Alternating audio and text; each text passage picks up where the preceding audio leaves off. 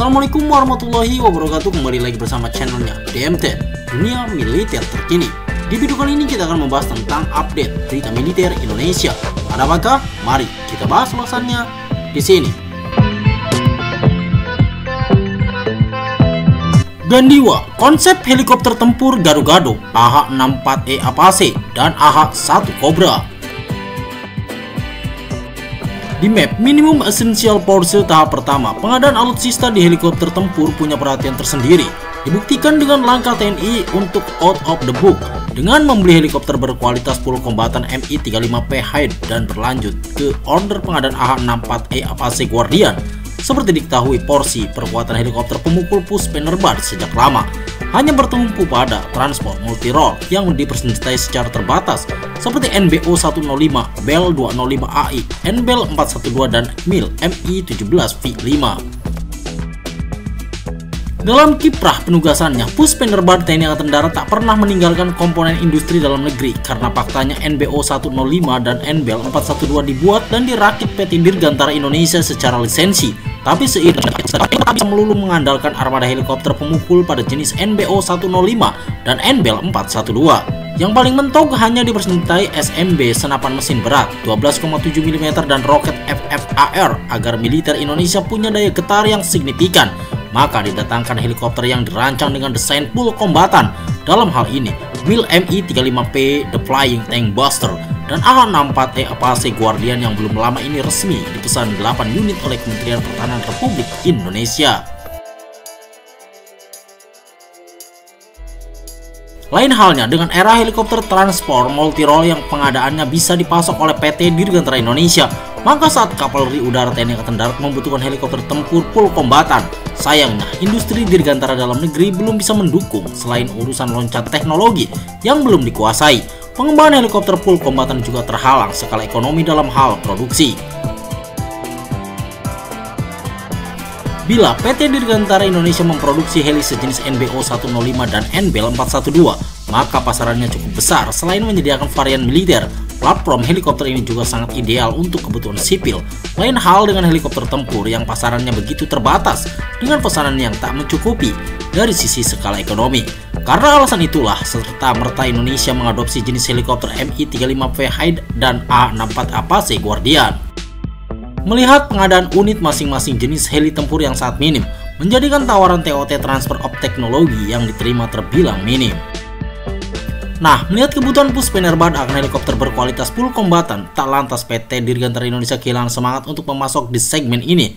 Kini ada Mi-35V dan AH-64E Guardian, tapi kuantitas yang sangat minim. Ambil contoh pesanan AH-64E Guardian dari Boeing yang hanya 8 unit. Sementara Mi-35P juga hanya berjumlah 8 unit. Melihat luasnya cakupan wilayah Republik Indonesia, idealnya jelas kita butuh lebih banyak helikopter full kombatan untuk menjaga bentang wilayah perbatasan yang demikian luas. Bila kelak ada alokasi pendanaan alutsista yang lebih besar di bawah kepemerintahan Presiden Prabowo Subianto, peluang order helikopter full kombatan masih terbuka. Proyek Gandiwa bakal hidupkan lagi helikopter tempur ajuk helikopter tempur kombatan nasional. Dengan modal penguasaan platform dasar pembuatan helikopter, PT Dirgantara Indonesia bekerja sama dengan Dislitbang TNI Angkatan Darat merumuskan sosok helikopter tempur gunship rancangan sendiri. Tapi perlu dicatat, helikopter yang diberi label Gandiwa masih dalam tataran konsep. Paling banter baru dalam tahap proof of concept POC. Berbeda dengan UAV, Unmanned Aerial Vehicle atau drone wulung untuk kebutuhan TNI Angkatan Udara yang prototipenya terbilang sudah sukses mengudara. Gandiwa adalah panah sakti milik Arjuna yang dilengkapi tabung berisi panah tak hingga jumlahnya. Dalam konsepnya, heli tempur Gandiwa memiliki kemampuan menyergap target darat seperti infanteri dan kendaraan lapis baja dan mampu membawa rudal udara ke udara untuk pertahanan diri, selain memberikan dukungan udara bagi pasukan darat. Gandiwa merupakan anti-tank untuk menghancurkan kendaraan lapis baja lawan. Singkat kata, peran Gandiwa tak ubahnya AH-64E Apache. Gandiwa nantinya dilengkapi 2 engine dengan 4 pilah blade composite dan dilengkapi wing pylon untuk mensupport persenjataan yang dibawa. Basis platform Gandiwa mencomot dari struktur NBEL 412. termasuk main rotor, tail rotor, engine, dan gearbox, tidak mengalami perubahan besar dari basis NBEL 412 yang dilengkapi dua mesin freight and Whitney PT6T 3D Twin Pack Namun, avionik dan sistem diubah dan disesuaikan dengan kebutuhan utama helikopter serang. Untuk memudahkan pilot dalam menjalankan misi digunakannya Blast Cockpit Avionics System. Penambahan sistem senjata dan firing control juga menjadi hal utama dalam pengembangan helikopter ini. Berat dan distribusi berat tidak berubah banyak dari basis NBL 412, namun penumpang dan pilot yang biasa dibawa diganti menjadi senjata dan amunisi. Senjata yang digunakan pada helikopter tempur ini dapat mencakup auto cannon mesin gun, roket, dan peluru kendali, seperti Hellfire, konfigurasi gandiwa yang tandem seat, khas helikopter tempur. Posisi pilot ada di bagian belakang dan gunner ada di kokpit bagian depan. Mengenai kiblat gandiwa dengan platform NBL 412 boleh jadi karena kedekatan PT Dirgantara Indonesia dengan pihak Bell Helicopter Textron, sehingga akan lebih mudah dalam urusan negosiasi, izin, lisensi, dan kaitan lain seperti TOT. Untuk kiblat avionik dan sistem senjata, tak pelak gandiwa mengusung standar teknologi NATO yang memang sudah akrab di kalangan industri strategis dalam negeri. Bila melihat dari sisi desain, nampak bahwa gandiwa merupakan hasil konsep gado-gado antara AH-64E Apache dan AH-1 Cobra. Sentuhan Apache terlihat dari adopsi Cairn Gun laras tunggal M230 kaliber 30 mm. Berikut pada konfigurasi roda, sementara sentuhan AH-1 Cobra terlihat pada rancangan bentuk kokpit, konfigurasi mesin, dan posisi hardpoint untuk senjata. Sebagai informasi, AH-1 Cobra satu induk produksi dengan NBL 412, yakni dibuat Bell Textron di Amerika Serikat.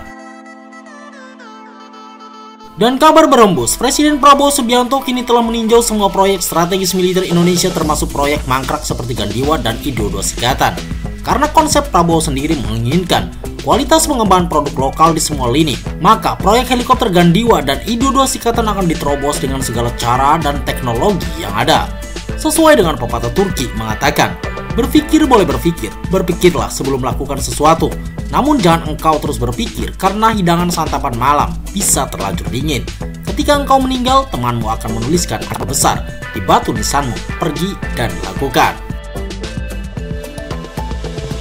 Nah, itu informasi yang bisa DMT sajikan untuk Anda. Semoga video ini bermanfaat untuk Anda dan jangan lupa tetap like, share, and subscribe terus channelnya DMT Dunia Militer Terkini. Assalamualaikum warahmatullahi wabarakatuh.